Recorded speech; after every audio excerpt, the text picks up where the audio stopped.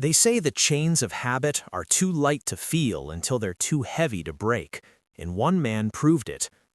This is the story of a man inspired by Warren Buffett's life and habits. He could have had anything, jets, yachts, mansions on every coast, but he didn't. Instead, he chose something most rich people don't: simplicity. He still lives in the same small house he bought decades ago.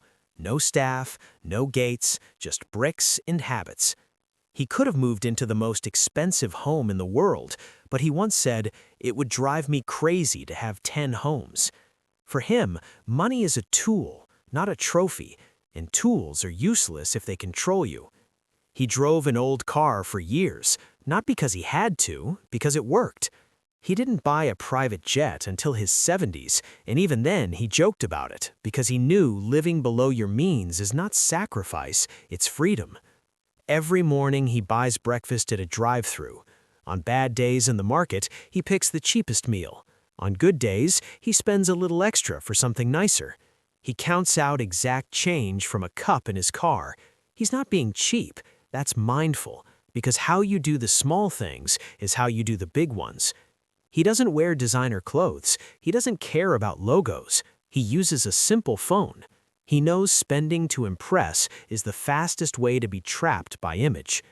Even as a kid, he saved more than he spent, tracked every penny, invested instead of wasting, built small habits that turned into big results. Today, he's the same, still clipping coupons, still splitting bills, not because he has to, because it's who he is. He lives rich not in things, but in time, in freedom, in peace of mind. Most people fail at saving not because they can't, but because they can't resist showing off. They chase status instead of security. They spend first and save what's left. He does the opposite, saves first, lives on what remains. That's why his wealth grows, while others disappears. He teaches money doesn't make you disciplined, discipline makes you money. He could have retired decades ago, but he didn't because he loves what he does. When you live below your means, you don't need to escape. You're free to keep building, to keep learning, to keep creating. Luxury often comes with chains, more to maintain, more to worry about.